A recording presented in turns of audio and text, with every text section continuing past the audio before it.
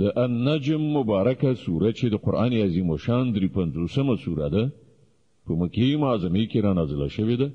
2 مبارک آیاتونه لري. تلاوت او پښتو ترجمه یې لومړی آیت څخه اوري. بسم الله الرحمن الرحیم. د الله په نوم چې ډیر زیات مهربان پورا رحم لرونکی دی. والنجم اذا هوى ما ضل صاحبكم وما غوى وما ينطق عن الهوى. قسم دی په ستوري باندې کله چې هغه پریوت ستاسو ملګری نه بیلارې شوی دی او نی په سرغړاوي سره سم لار پریخي ده. هغه خپل نفسي خواهش نه خبرې نه کوي. ان هو الا وحي يوحى علمه شديد القوى ذو مرة فاستوى وهو بالأفق الأعلى ثم دنا فتدلى فكان قاب قوسين أو أدنى. دا قرآن خو یو وحی ده چې پر هغه نازلېږي. برلاس ځواکمن یعنی جبرائیل علیه السلام دته هغه قرآن ښودلی چې د ښکلې څېرې خاوند دی. نو هغه راغی او د لمر خاته پورتنیو آفاقو کې ودرېد. بیا نږدې راغی او پاس ځوړند شو تر دې پورې چې د دوه لیندیو برابر یا له دې نه څه کمه فاصله کې محمد ته نږدې پاتې شو. فأوحى إلى عبده ما أوحى. هله نو هغه د الله بنده ته وحی ورسوله، هر وحی چې هغه ته رسیدونکی وه. ما كذب الفؤاد ما رأى. سترګو چې څه ولیدل زړه په هغه کې دروغ ګډ نه کړل. افتمارونه على ما يرى. نو آیا تاسو په هغه شی باندې له هغه سره شخړه کوئ چې هغه په سترګو ویني؟ ولقد رآه نزلة أخرى عند سدرة المنتهى عندها جنة المأوى. بشک چې د یو بل وار هم جبرائیل پر راکته کېدلو لیدلی و. د سدرة المنتهى سره هغه ځای چې نږدې ته د مسلمانانو د اوسېدو جنت دی. إذ يغشى السدرة ما يغشى ما زاغ البصر وما طغى لقد رأى من آيات ربه الكبرى. په هغه وخت کې پر سدره باندې غوړېدل هغه څه چې غوړېدل. د هغه محمد سترګې ونه ګرځېدلې او نورو شیانو ته یې ونه کتل او هغه د خپل پروردګار لوی نښانې ولیدلې. أفرأيتم اللات والعزى ومناة الثالثة الأخرى. اوس لګو وای تاسو کله د دغه لات او د دغه عزا او د دریم دغه بل بت منات پر حقیقت باندې څه غور کړی دی؟ ألكم الذكر وله الأنثى. آیا زامن ستاسو لپاره دی او لونی د خدای لپاره؟ تلك إذا قسمة ضيزى. دا خو ډیر ناحق او غیر عادلانه ویشل شو. إن هي إلا أسماء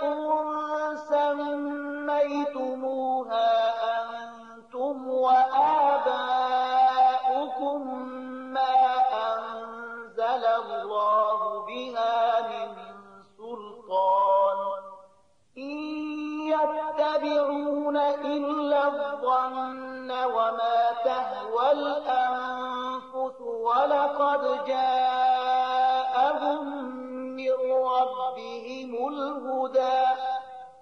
په اصل کې دا هیڅ نه دی مګر فقط څو نمونه چې تاسو او ستاسو پلار نیکي دي. الله د دوی لپاره کوم سند نه دی نازل کړی.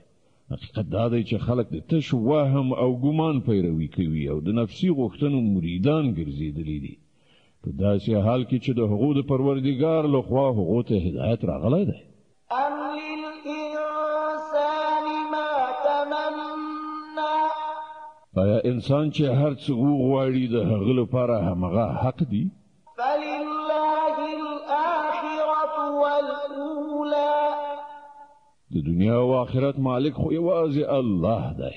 وكم من ملك في السماوات لا تغني شفاعتهم شيئا إلا من بعد أن يأذن الله لمن يشاء ويرضى. اسمانونو کې چې څومره پرختي موجودي دي د هغو شفاعت هیڅ په کار نشي راتلای تر څو پورې چې الله د یو داسې چا په حق کې د هغې اجازه ورنکړي، هغه هم د هغه چا لپاره چې هغه عریضه اورېدل وغواړي او هغه ته خوښ شي. إن الذين لا يؤمنون بالآخرة ليسمون الملائكة تسمية الأنثى. حکم کسان چې آخرت نه مني هغوی په پرښتو باندې د ښځینه معبودانو نومونه ږدي. وما لهم به من علم إن يتبعون إلا الظن وإن الظن لا يغني من الحق شيئا.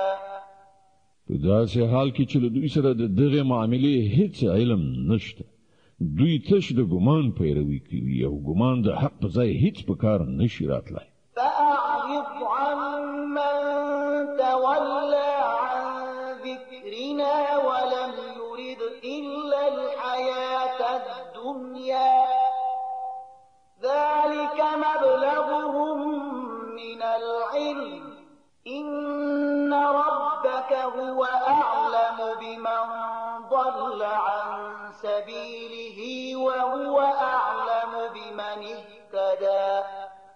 نو ای پیغمبره، څوک چې زمونږ له ذکر نه مخ اړوي او د دنیا له ژوند نه پرته بل هدف نشته، هغه پر خپل حال پرېږده. د دغو خلکو د علم حد فقط هم دغه دی. په دې خبره ستا پروردګار ښه پوهیږي چې د هغه له لارې نه څوک ګمراه شوي دي او څوک پر سمه لاره دي. ولله ما في السماوات وما في الأرض ليجزي الذين أساءوا بما عملوا ويجزي الذين أحسنوا بالحسنى.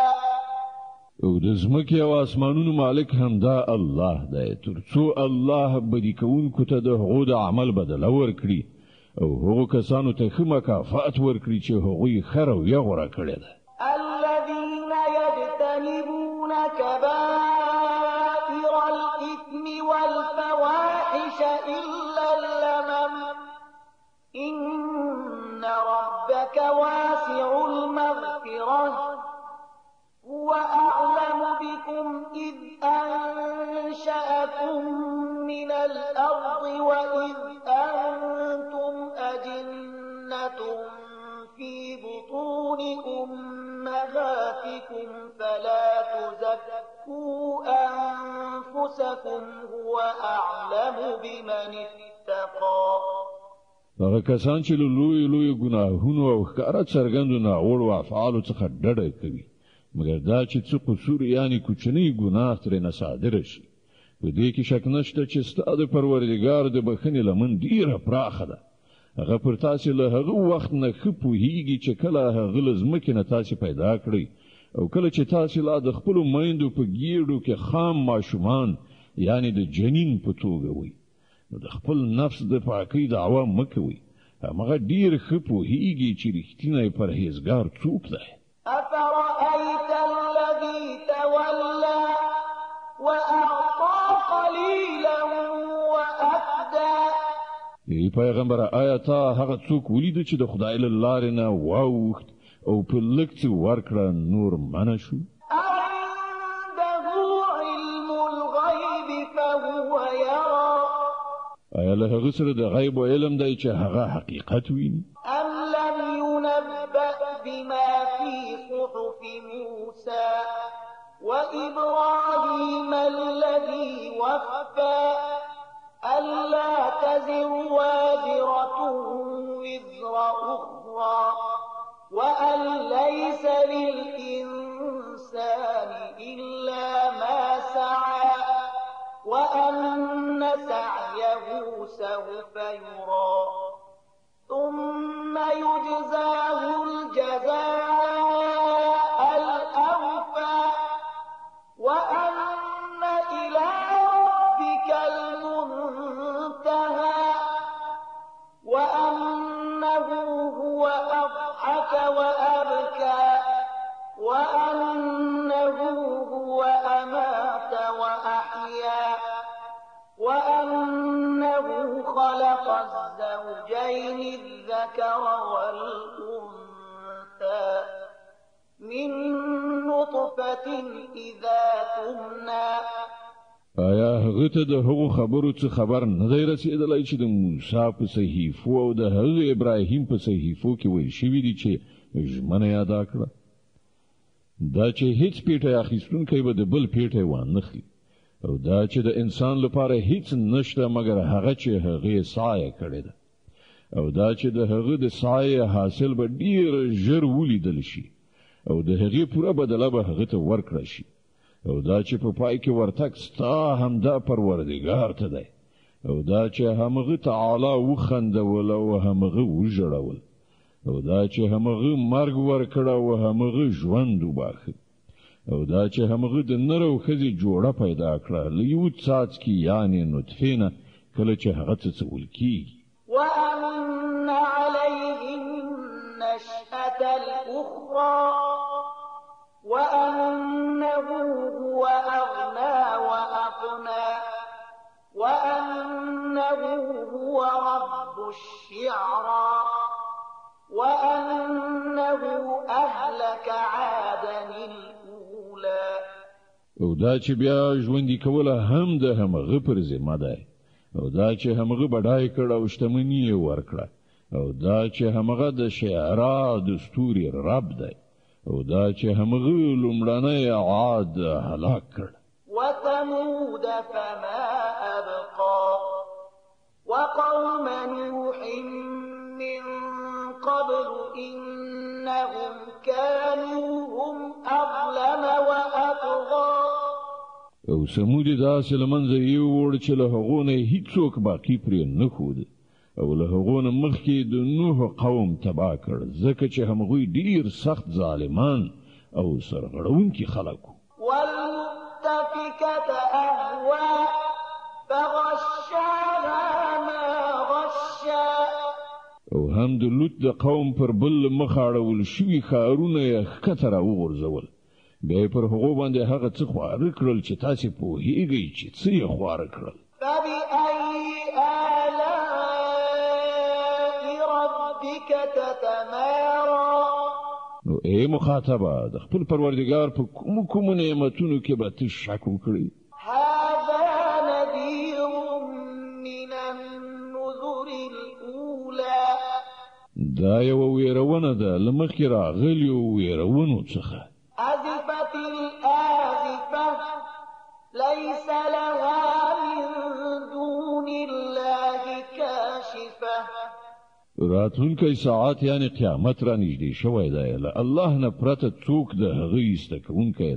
نشته أفمن هذا الحديث تعجبون وتضحكون ولا تبكون وأنتم سامدون نو آیا همدا هغه خبرې دي چې تاسې پرې تعجب ښکاره کوئ خاندئ او ژاړئ نه او په سندرو غږولو سره د هغو مخه نیسئ د النجم مبارکه سوره چې د قرآن عظیم الشان 53مه سوره ده په مکې معظمې کې را نازله شوې ده 2 مبارک آیاتونه لري تلاوت او پښتو ترجمه یې له 2 آیت څخه اورئ چې د دې آیت په اوریدلو سره یو د تلاوت سجده واجب کیږي فاسجدوا لله واعبدوا سرخ کته کړی د الله په وړاندې او بندگی په ځای راوړئ